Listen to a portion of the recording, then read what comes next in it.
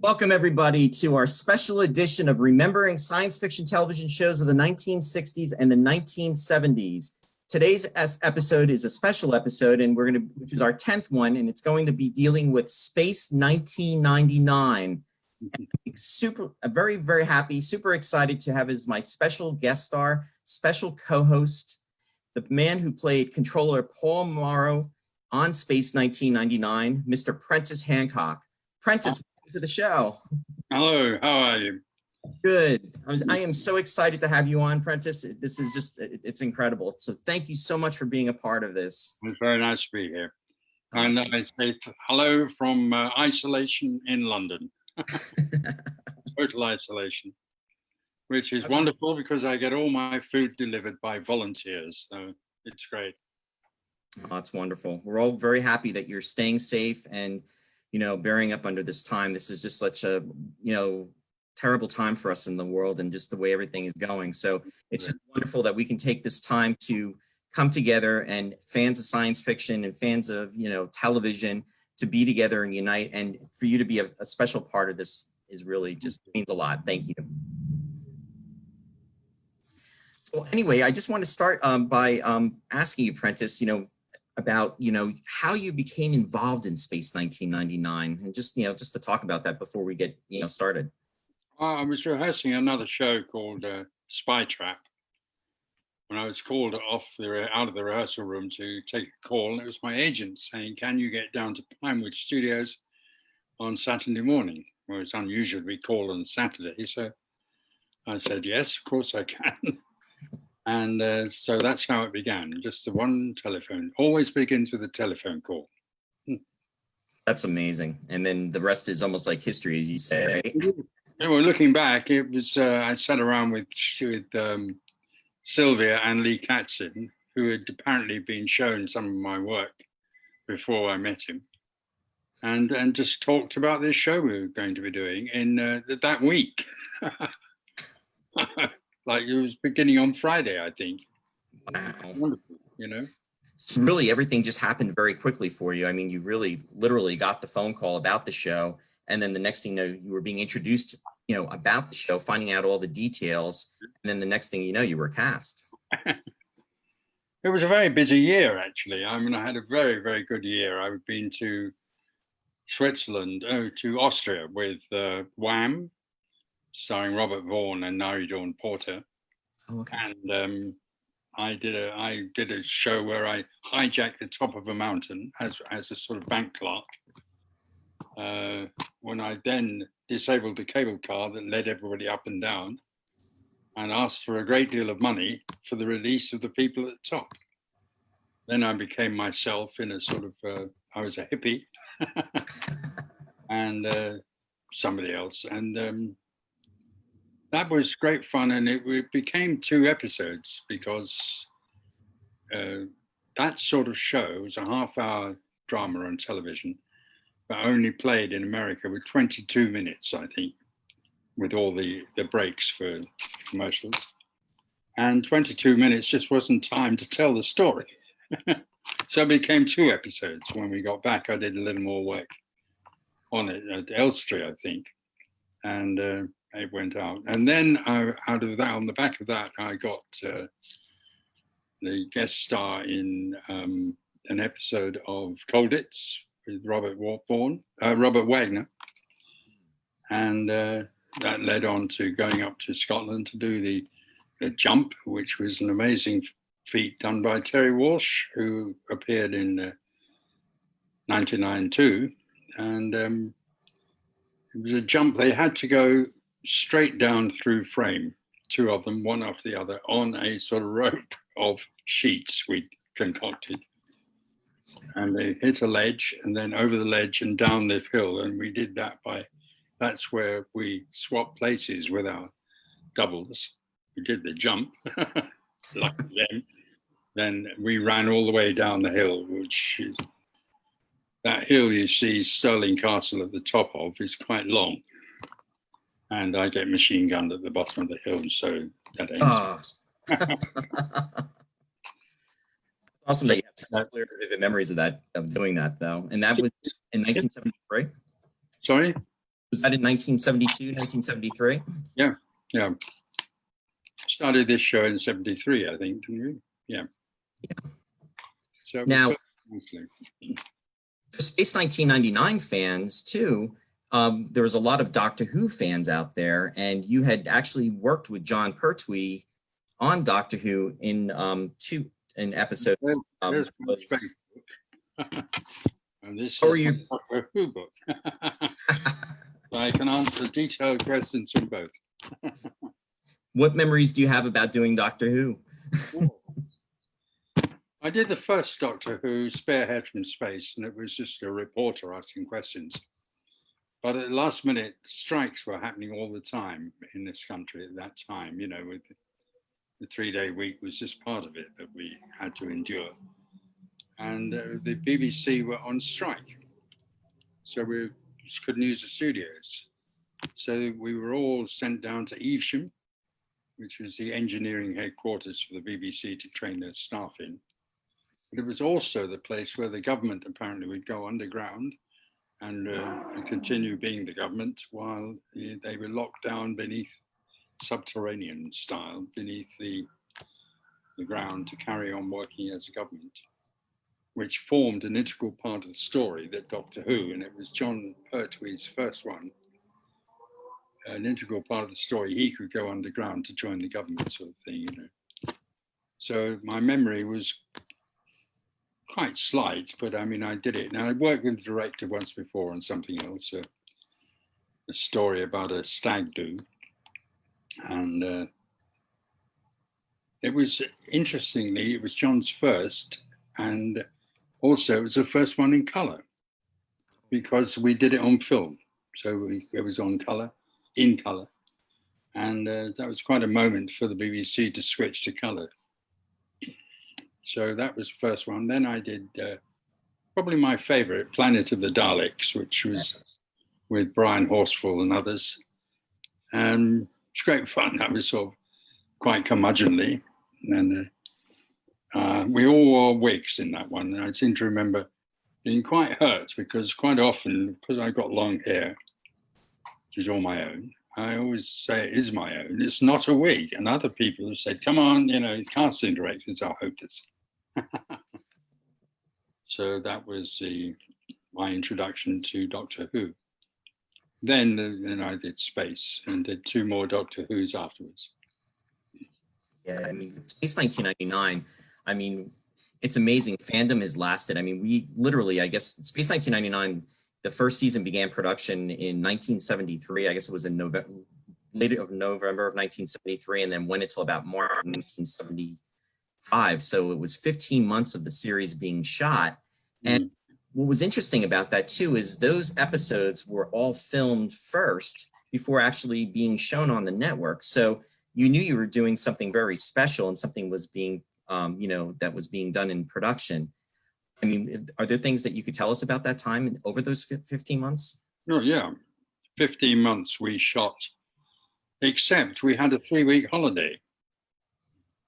Suddenly they decided around about September time, after a year, we were supposed to be finishing in 11 months. And they decided we should have a holiday. So, I mean, it seems unbelievable today. We were sent away for a 3-week holiday unpaid. Got no payment for that. We just stopped work for 3 weeks. Wow. It's unbelievable.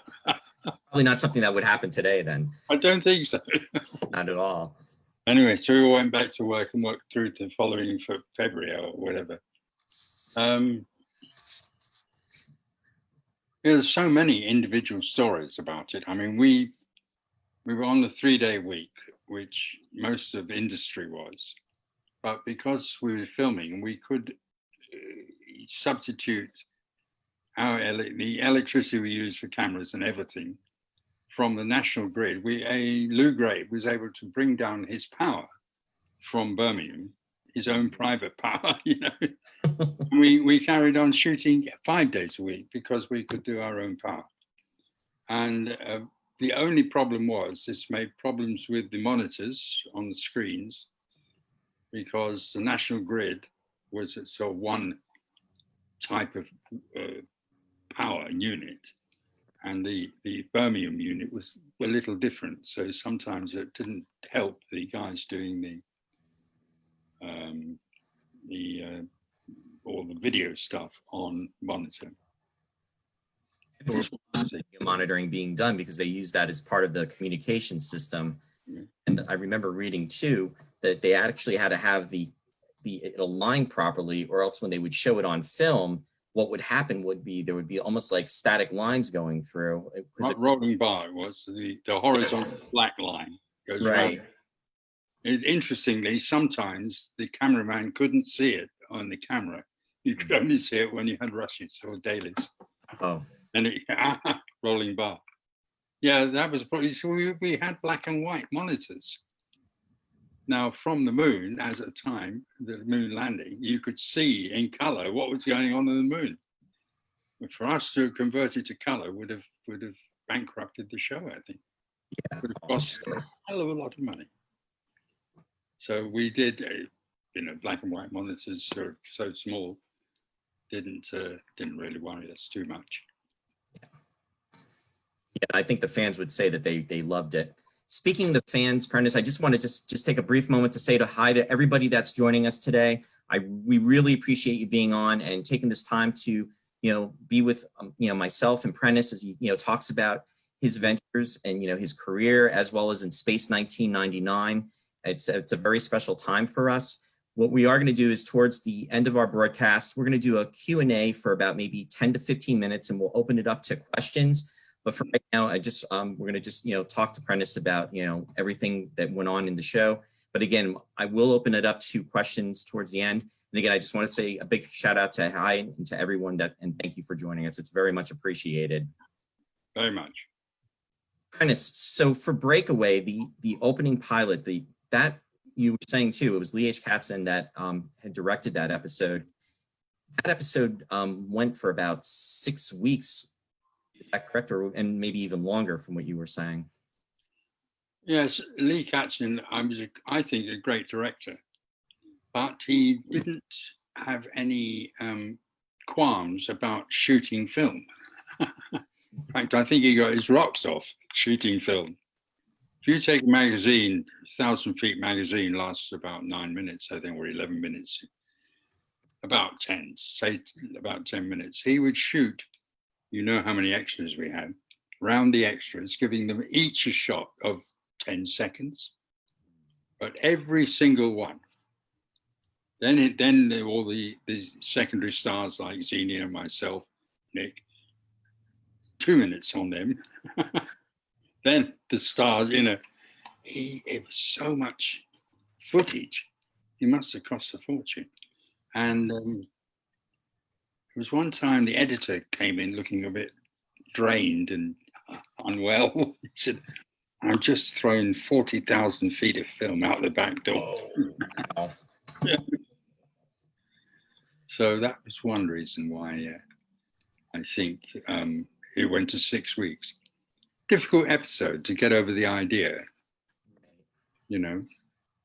And from what I heard too, there was a lot of footage, and which from what you're saying, because I think originally it was almost conceived as a 90-minute story, or maybe even 2 hours, and it was called The Void Ahead, and there was some things that were changed a bit, and I had read that Jerry Anderson actually had done a lot of trimming, and maybe there were, and to your point about doing the reshoots, because when you're watching the episode, you can see that people look maybe like, I remember Martin, even Barbara Bain looking a little bit different with the hairstyles. It looked like almost the scenes were, kind of like out of place in a way, as far as, the continuity as far as their appearance, because time had gone on. It had been, as you said, it was a period of time.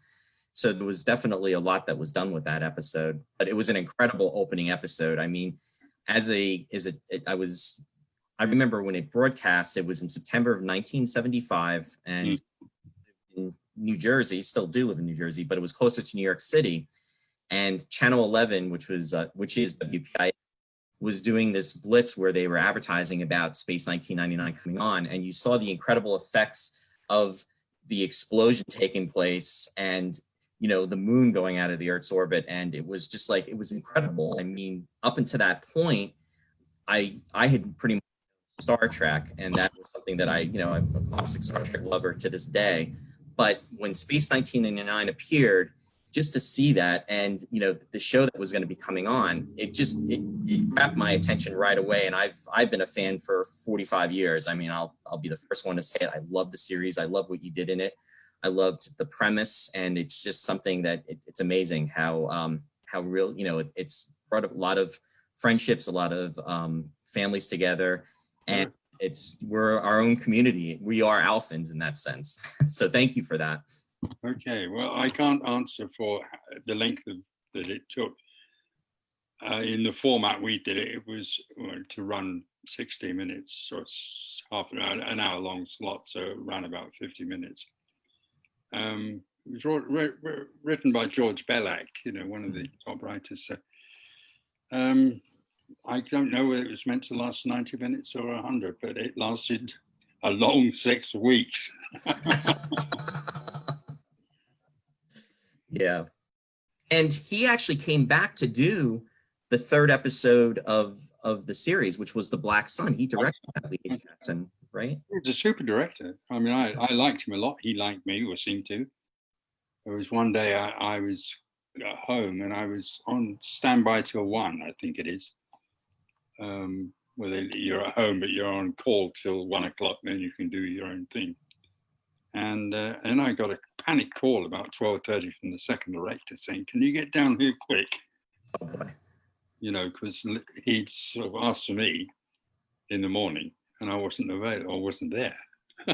So they wanted me there double quick, and everything had stopped. No shooting, no nothing, and I walked on. And morning, Prentis. Stand over there, and we just carried on as if nothing had happened at all. But that was sort of wielding power. It was a good moment. But yes, like many things in Space 99, when other people got interested in the show, the best people got dropped. And I think he was one of them. I mean, and don't think his ratio of shooting film was what he did. So, I mean, he must have allowed for that when they hired him.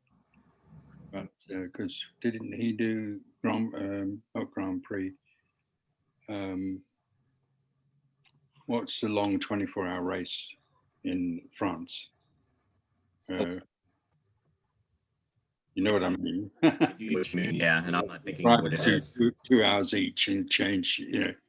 He had so many film units around the track filming that I mean, it bankrupted him. It was good, but as we, I suppose they wanted cheaper directors.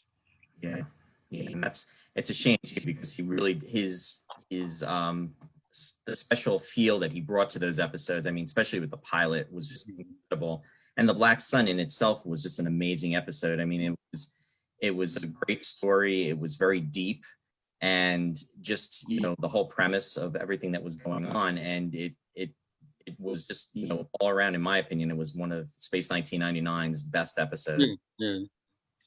It's it was, from my point of view, it was an episode which defined for me the series, for me, and that was, if you remember the scene before they drink the brandy and talk about this and that, Morse, Barry Morse and the boss man sit down. They sort of dismiss me.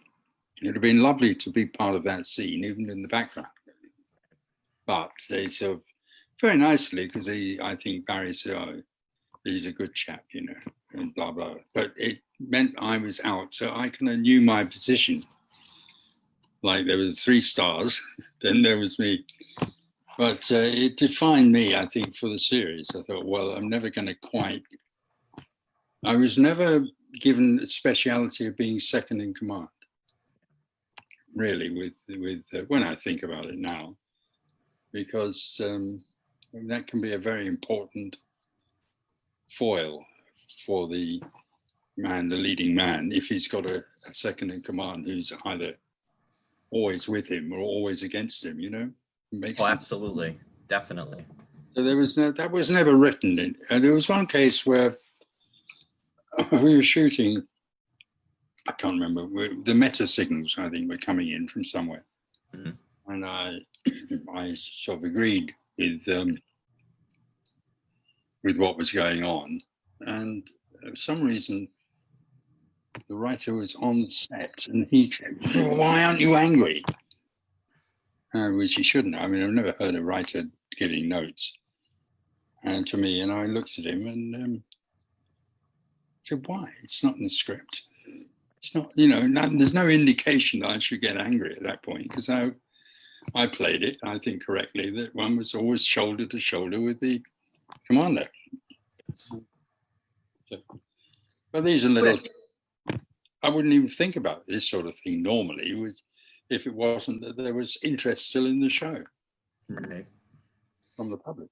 Well, I actually have to say too, because there was in one episode, I mean, in Collision Course, where Koenig, goes out to try to find Alan. There was a radiation cloud, and then what happens is, he gets exposed, and then right away, Dr. Russell feels that, he's been exposed to radiation. He's worried, she's worried about both you and, Paul Morrow's character and Commander Koenig. And then what happens is he says he's going to go out there again because he wants to find out more about, the planet. And then what happens is he winds up, his eagle gets essentially consumed. And folks, this is the episode Collision Course that had a special guest star Margaret Leighton in the episode. And Commander Koenig meets with Ara, who is Margaret Leighton. And then what happens is he comes back and he tells this fantastic story that this huge planet that's on a collision course with the moon could literally collide with it and to let it happen. So of course, everybody thinks, you're crazy. And your character, Paul Morrow, I mean, as the second in command of Moonbase Alpha, really, stood his ground on this. I mean, you were really, your portrayal was that, we can't just go with this just because he's saying it. And, yeah, we have to have faith in everything to a point. But, the realism is that this collision course is going to happen. And then, Dr. Russell intervenes and says, just go along with it. But then what's happening is basically we're going to see that, he's going to be sedated and pushed to the side. But then Ara, revives him. And then, he commandeers main mission and basically prevents everybody from hitting the button that's going to detonate these mines, which is going to cause the moon and the planet to supposedly not collide. They collide anyway, and then Ara is right, because then the planet just disappears. But I mean, to me, that was that was like an episode of faith. But your character was very strong, and was trying to do what was best for the moon base, and I really felt that portrayal came through very well. Well, there you go. You remember? I don't remember any of that. I remember Margaret Leighton being around. I don't remember. I didn't work with her. Yeah. And whether or not I did, it was one of those episodes, or maybe I did 2 days in the studio on the, and pressing buttons and what have you. Exactly. There were episodes. That's what I mean. There was a whole lot of stuff, and so that stuff out of context doesn't mean much. Right. I'll take your word for it. No, and you and I were talking about this earlier too. I mean, that's the one thing with when you're making a television series, or even if you're making a film, you have actors that are in throughout the movie, but you may not necessarily work together at any one point if your scenes are not interacting together on the big screen or on the television.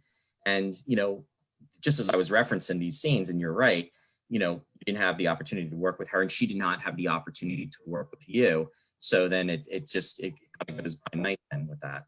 It actually affects the way you read a script often. Yeah. Well, it's a character who doesn't do much, say, but goes to every location the film goes to. That's the one to go for. Was because you will stay with the action most of the time. Right. No, that totally makes sense. Totally. Now, I have to ask you, what were your favorite episodes that you remember, or moments that you remember from the series that, just from being on Space 1999? Well, Black Sun, yes. And the first episode, because it was a learning curve for everybody, learning about this set and, what could happen, what was the potential of it. I enjoyed the one I ate the mushrooms in. That was good. The Last Sunset, yes. I mean, it was a nice episode for me. I wondered about the script. I mean, at the time, was it sort of a rewrite of one of those American pictures where there's people are sort of religious fervor that's going on? I wasn't sure about that, but you know, it still worked, I think. And the other one I loved because what Terry Walsh did, my double in that. He was a wonderful double for me. He doubled for John Pertwee and me in the same. Yeah, he put a moustache on. He looked like me. That was it. Very simple. He did a dive through a door. I think it was the one where people were malformed. Had Yes. wrong with the finger at the end, I think. You know. Yes, that was Mission of the Darians, and interesting enough because we were talking about Friday's episode. We were talking about a Canadian science fiction TV series called The Star Lost, and there was similarities to that. And to your point, yes, and I know exactly what scene you're referring to in Mission of the Darians. What's happening is you're trying to go after. Paul is trying to go after Dr. Russell as she's being dragged by this guy in a silver spacesuit through these doors. And just as the doors are closing, you see your character taking this dive right through the doors, and they close. And then what happens is you see your face on the other side, and you're turning over, and then you hear all these people that are rummaging and trying to get in. And there was Terry who just got through those doors by a millimeter. I mean, anymore, he'd lost his feet. I'm definitely going to go back and take a look at that. When I first met him, he said he was a total coward. He got the first job he was on a roof, a pitch roof, and he had to be hit by a shot, and you roll down the roof or slide down the roof and fall off the building. Oh, geez. Now, what he didn't do was check that roof before he went down. Oh. He missed a nail that was sticking up. So it all looked great, but there was a bit of him left on the roof when he got to the bottom. So he was a lovely man. It was a great action sequence. Just one of many that I'm sure he's done in his career.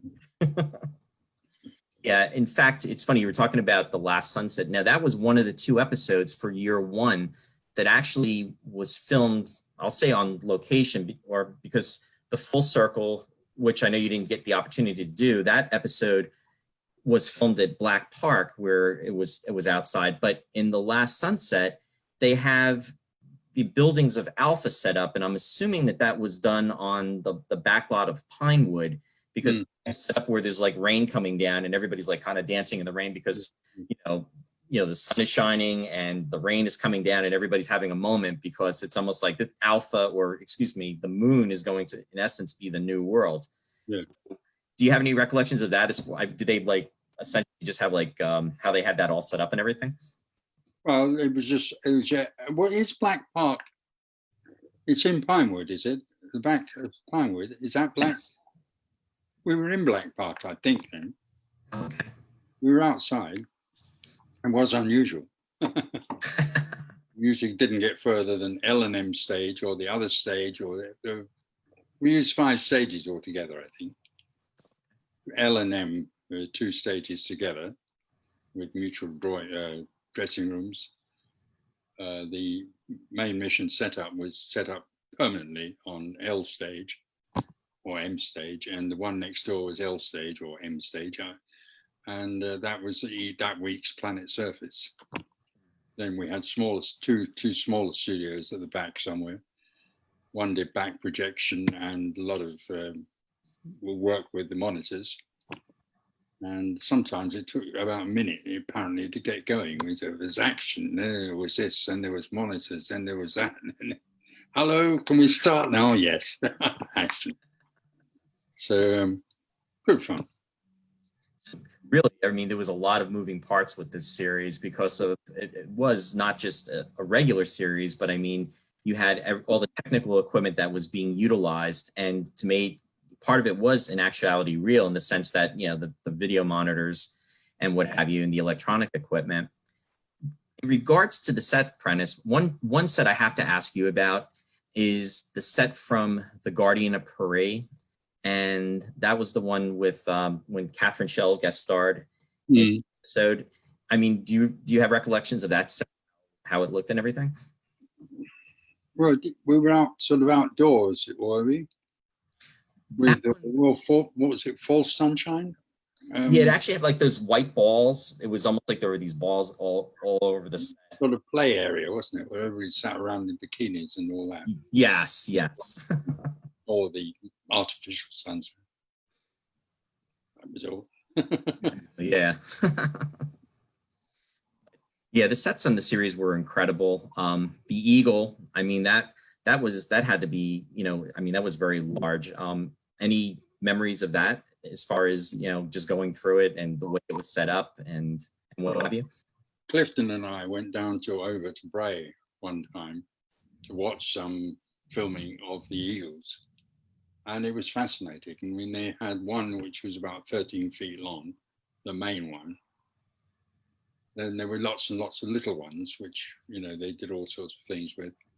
And Bray wasn't at all like Pinewood. It was a bit older, and, blackout in the studio lighting was just pulling a pair of curtains closed, It was a bit drafty. And we watched fascinating stuff. Watching them use this big eagle and the little ones in conjunction to make, what looked like flying in from other places towards the planet, and of course, meticulous detail and high-speed cameras. Right. There was, it was quite an eye-opener and very different from the atmosphere in Pinewood. That's awesome that you got to go over there and experience that, because we've actually, when I was at the Space 1999 convention, it was in 2014. They actually had the large Eagle models. They had the two that were there, Eagle 1 and 2. And I believe they're 44 inches in length. And just to see the detail on those models was incredible. And then, as you were mentioning, that there were the smaller scale models. And it's just, what Brian Johnson and his team did at that time. I mean, model effects were incredible. And, today, everything for the most part is CGI. And I really think, as impressive as that can be on a certain level, I think something has been lost with not utilizing the models that, as they were in Space 1999 and other science fiction productions. Yeah. Even to this day, the effects of Space 1999, some of them can look dated, but to say that, some of them are still truly amazing and they do hold up into this day. And it's just another example of the quality that went into this series. Yeah, the whole series holds up to this day in some episodes. Yeah, absolutely. So it's just, It always struck me as odd how the Eagle managed to fly. A bit like the bumblebee. Yeah. Wouldn't fly in a million years, yet it buzzes around, does everything that's expected of it. Exactly. So it's really amazing and well done. One thing I want to also ask you about is your character, Paul Morrow. It's, there were episodes that were developing the relationship with Sandra, played by, the late Xenia Merton. And it really was nice that there were those moments that were starting to be developed. I mean, we saw a shade of it in the very first episode with that was in the Black Sun. She actually, seemed to be having a relationship with someone, and there seemed to be, even though she kind of looked over to your character, and you could feel that, there was something going on. And then when, she was leaving to be on one of the people that was on the survival ship, Paul wanted to be there with her. And it was a nice moment that was touched upon and then further developed in a couple more episodes. Yes, I mean, there's multiple answers to that. This was 1973, so we were writing in, 1973, actually. There were only 2 writers on the show, which contrasted to a show today where there are far too many writers. But, you know, there's a whole team doing the job, all out putting their money, their ideas in. 2 writers, there were multiple writers working outside. George Bellak for a start, you know. And the leading writer of the 2 that we had was the man in charge. And I think he correlated all the writers who worked on the show from outside. So that meant that these through ideas, if you like, ideas that go through a number of episodes or relationships, weren't stated strongly enough. There could have been a nice relationship with Sandra and I, with Xenia and I, and it sort of rather got lost. And then there was Suzanne Roquette turned up, you know, which was fine. But it would be quite nice if we had a relationship, I agree. But I don't think Paul really was developed enough before we started, because I think he was going to be a Russian. I think I said that. So I think he was just a character. We'll have him second in command, and then we'll have. It could have been a little more development, but there are only 2 guys on the set or in Pinewood the whole time. They were involved in the current episode all the time, right. And they're working hell of a hard in their bungalow, wherever their hold up was. I think it might have been. Well, in that, it was quite a heavy mixture of influences. And, you know, that's the way it is. You know, you can't do much about it. Really now, looking back. But I was sorry that the lead writer went when he did, but I didn't know that until, you know, much later. I found out a little more about the shenanigans of season 2. Yeah, well, your character was definitely missed in year 2. I have to definitely say that, and I think everybody would agree with me on that. Well, thank you very much. But I think that the show has changed so much in year 2. It didn't help it to be the show it had been. I mean, to me, there's one thing about space that sets it apart from most other science fiction of spaceships and all the rest of it, is that the moon was blasted out of orbit. Now think about that. What other series have you seen where you just got a moon free flowing through the universe or through space? So we had no control over where we went. We were pulled into other planets by gravitational force, and you know, that's okay. And all of it, of course, is dramatic license. But in series 2, they seem to pull back into a sort of command center, and it became a spaceship. They could decide where they were going. So, no, that's a different genre. Yeah. And they'd taken a star from the first series and allowed her to change into a monster. This didn't, you know. Lost interest. Yeah, the show definitely went into a different direction, and the metaphysical aspects of the show, the mysterious unknown forces, it's been called, you know, with Space 1999 fans.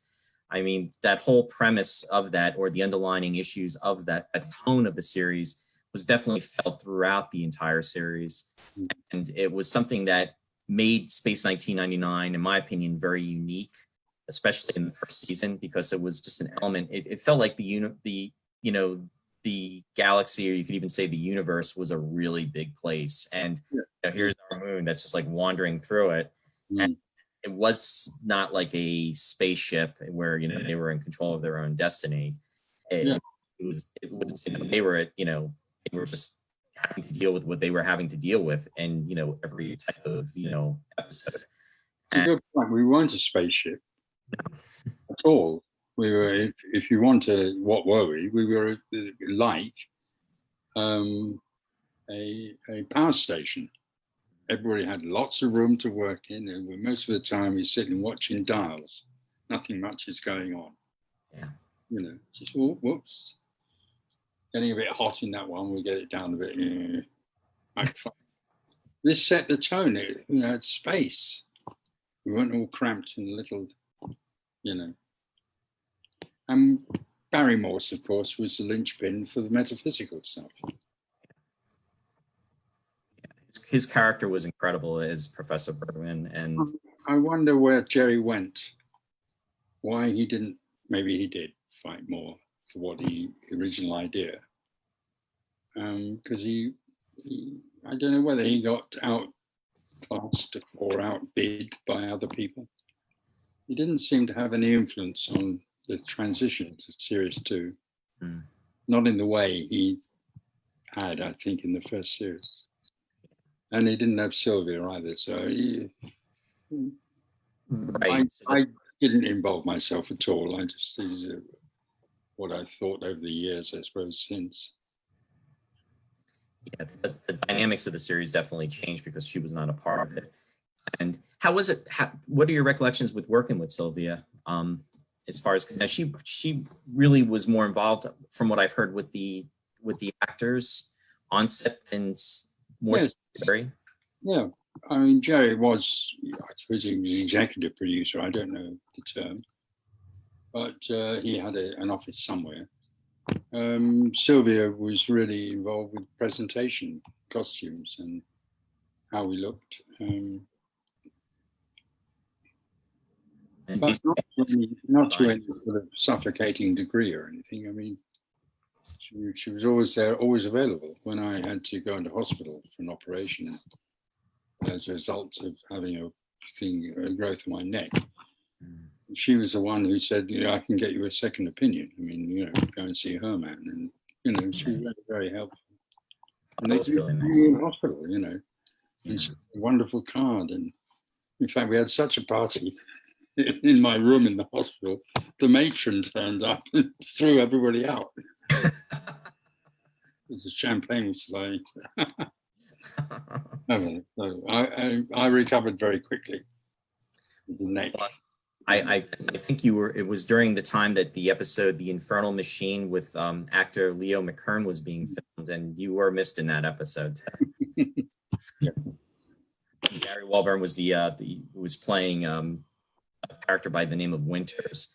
I was filling in for you, and they did take a moment where in the script where Sandra's asking, you know, if you were going to be all right, and I guess what was stated in the script was said was that you had a couple broken ribs, but you know you got a mission for a little bit, but you're going to be okay. But you're definitely missed. And thankfully, everything turned out to be okay with that too. So that was 2 pluses. Benign. That's good. Well, if we can open it up to, if you're good, we can open it up to a few questions from our folks out there. Just want to say hi to everybody that's tuning in. Isabel Hoy. Hi, Isabel. Mary Beth Rakowski. Thanks. Hello, Isabel. Michelle Diodo. Diane Innes, thank you for joining us. If you want to ask any questions, please let me know. And then we are kind of on a 30-second delay.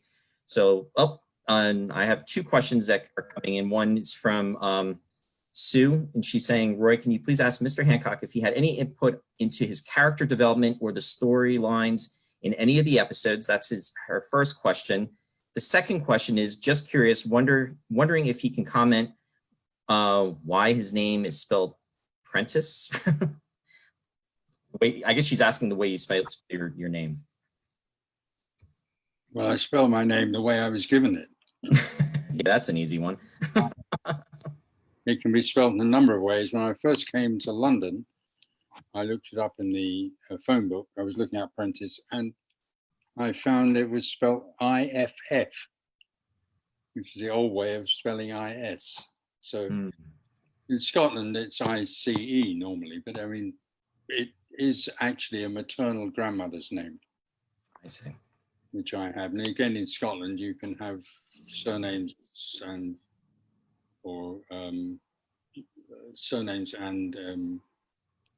also given names can interchange. So you can be Cameron McCameron, things like that. Did I have any input in the character? No, not really. We went invited to the read-through of every new episode, which happened once a fortnight roughly. Beyond kind of asking questions about the odd line, there was not much you could do about changing the format or the. I mean, I covered this earlier on, I think, when I was speaking about there was no definitive second in command. I felt. You did. Michelle's jumping in. She said, I really don't have a question, but I want to say thank you to Prentis for doing this. And I want to say I am going to have my son watch the show as he knows Prentis from Doctor Who. I had the pleasure of meeting you in New York City many years ago. Mm-hmm. She just wants to say thank you. What story in Doctor Who? Oh, she didn't say. We'll have to circle back and find out. Peter, well, some of the questions coming through. In your career, Prentis, do you prefer spending your time in front or behind the camera? This is coming from David Bolter. Well, my normal place is in front of the camera. I have rarely been behind the camera, except in the theatre. I wrote and produced, adapted Voltaire's Candide. Produced it myself, which is quite an undertaking. You have to read the notices then. You have to put bums on seats. Sylvain Labros is saying, does Prentis know he is a hero of a Super 8, a hero of a fan Super 8 film? Sylvain actually had made a Super 8 film of Space 1999 back in the day. Well, no, I didn't know. I'd be delighted to see it. Rob Barnes is saying, was the main mission set hard to work on? I've heard the actors found it hard to find things to do on the set. Well, I had usually an array of buttons, which they changed every now and again. He gave me new arrays and things to wind. And so, I mean, if I had Come in, Eagle 1, your time is up. Was one of my favorites. Come on, Nick, you're over the speed limit. No, there may have been. I mean, it was mainly populated by extras around all the tables. Maybe they found life a bit tedious, sitting there all day long, doing nothing.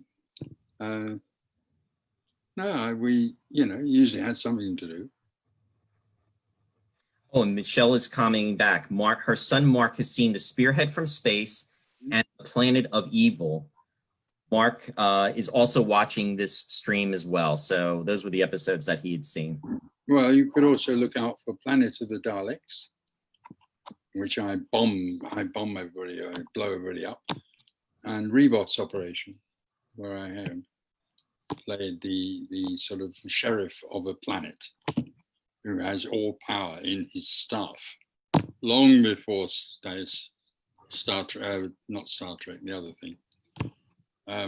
Long before that came on, this staff he had the power in it to do anything. Mike Rizzo also commented about Planet of Evil, saying that was a fantastic episode, and that was the one with Tom Baker. Yeah, I did 2 with Tom, 2 with John Pertwee. Mike Rizzo is asking, is there anything you could tell us about filming the episode of Planet of Evil? Was there anything funny that happened on the set that you remember? No, I wasn't involved in the first week of the show, which was done on a set at Ealing, I think. And they were over the moon about this, how it looked, a jungly scene. It wasn't not my favorite story ever, or my favorite Doctor Who by any means. because some reason David Maloney, the director, didn't really have much time for it for me. It was something wrong. I couldn't put my finger on what was wrong. Very wordy show, lots and lots of dialogue, more than normal, I think. But it's not my favorite show looking back. One I liked, Planet of the Daleks, was good fun. So was Reboss Operation. Both, yes, very good episodes. Also, Sylvain is asking, you played the guitar in The Black Sun. Is that the one that is behind you? I guess he's picking. You've seen it, it is. I had it repaired about 3 or 4 years ago, when the guy in the shop said that I don't think you should play that anymore. I think it had its days. I bought that in the Charing Cross Road, which is where a lot of music shops are. 1966, from first sortie into the theatre. I played the balladmonger in a play about Victoria, a very good comedy about Victoria and Albert, and I played the balladmonger on the guitar. And I bought that, and I bought it very, very reasonably, about 17 guineas, I think. Whereas I was told a couple of years later, when I was at Chichester, that it fell off. I used to keep it up on a high shelf, and it fell off, and the front opened. And my dresser's father was a cabinet maker, and she took it home to him, and he sort of put it into screw down things, and he glued it all together and gave it back, and it looked like brand new. But I don't think that did it any good long term, because it started to crack up. And I think I played it for about 40 years. Gave me very good value. But he told me it had been handmade. It wasn't a commercial product at all. I should have paid a lot more than 17 guineas for it. You did very well with that then. Prentis, I want to ask you, do you have any projects that are in the works that are coming up? I know we're kind of like on a freeze with everything that's going on in the world right now. Because, unfortunately. 3 appearances were scrapped as soon as the lockdown happened. Yeah. I've just been to see about a film happening, was going to happen. It's set in a Scottish castle, which is quite nice. Nice part, and it went well. But I, didn't hear any more, because the film obviously went down the drain. And I've also been, they could come back. So these appearances will come back. Yeah. Because one of them was the Doctor Who convention, which happens, I think, yearly, and I was at last one. They want me back again, and a couple more. And what was I going to say? I lost my thread there. Ask me what you just asked me. Oh, just about, upcoming films. The film might come back, And I got on Facebook, I got a message from India, a young man making a documentary where he was brought up in the southeast part of India on the coast, where apparently there used to be gold mining done in the 19th century. Making a documentary of this, he wants to turn it into a film. And it's rather strange. He said, let me know your agent if you have one.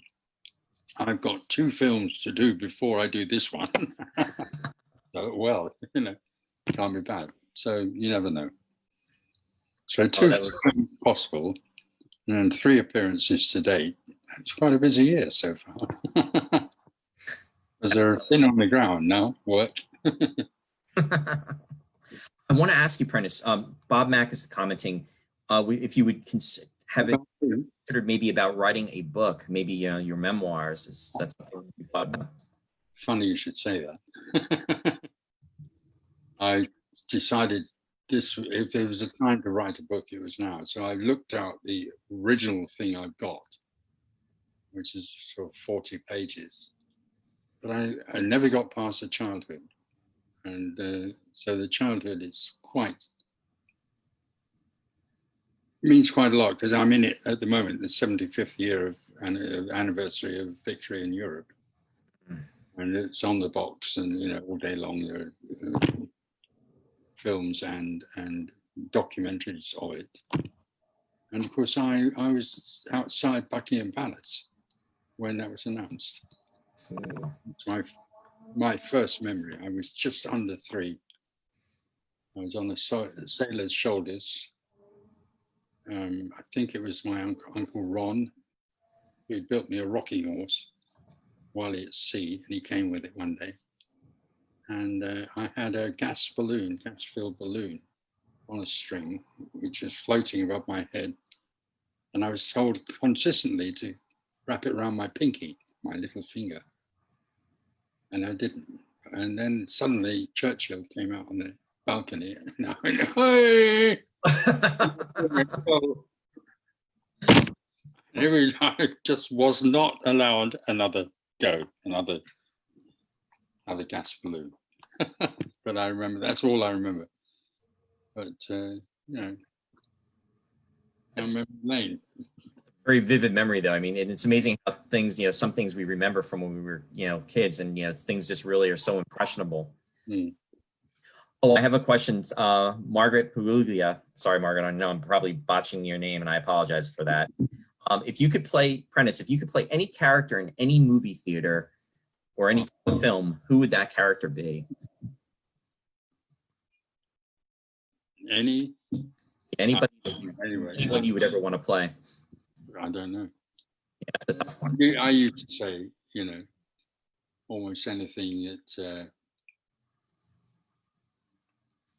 No, I'm no pressing desire to play anything at the moment except the next job. Which is understandable, especially. Well, there's a lot of people that are commenting that they're really hoping that you've follow through with your, and that would be wonderful to read. So we're really hoping that you do that. That would be great. Well, I just want to thank everybody. I want to first, we're going to start to wrap things up here, folks. Thank you for your questions. Thank you for signing on to be here with us today. And I especially, again, want to take the time to thank Prentis taking the time to be on here with us and sharing his memories of his career with us and then discussing things with us. And it's very much appreciated, Prentis. Thank you again. Thank you for having me. Oh, you're quite welcome. Anytime. I'm very glad we got connected. We did. I just want to thank everybody for joining us today. And, again, this is Remembering Science Fiction Television Shows of the 1960s and 1970s.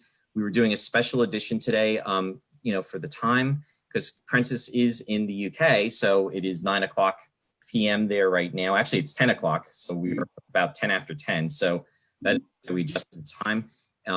We are on Fridays and Sundays at 7 p.m. Eastern Daylight Time. And I just wanted to let everybody know that.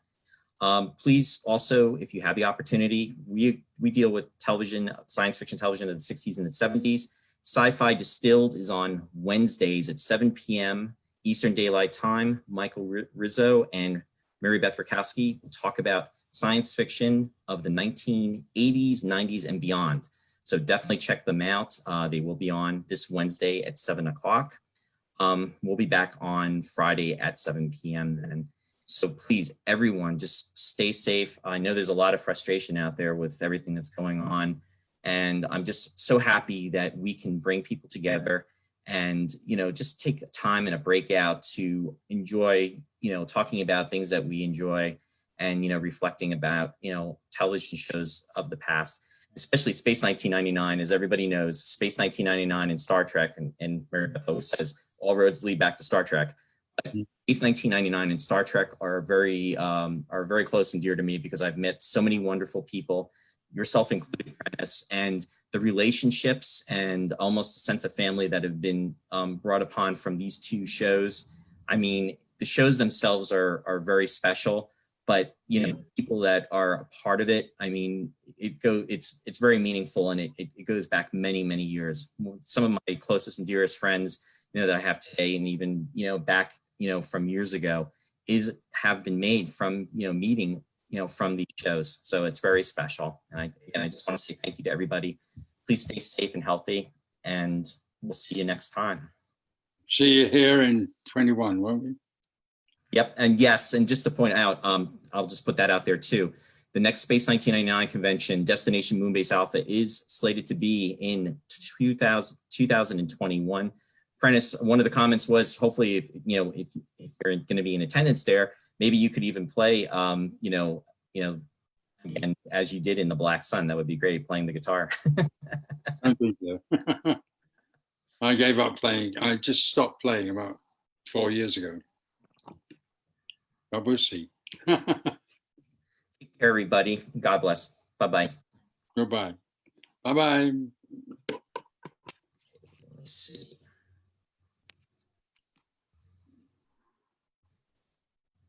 Okay.